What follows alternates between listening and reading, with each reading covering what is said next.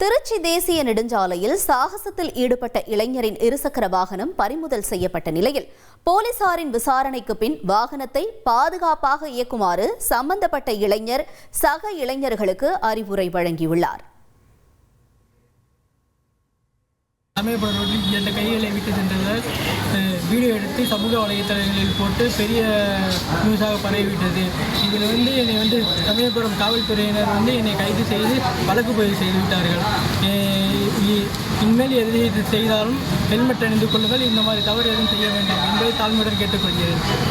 சமயபுரம் ரோட்டில் 2 கைகளை விட்டு சென்றவர் வீடியோ எடுத்து சமூக வலைத்தளங்களில் போட்டு பெரிய நியூஸாக பரவிவிட்டது.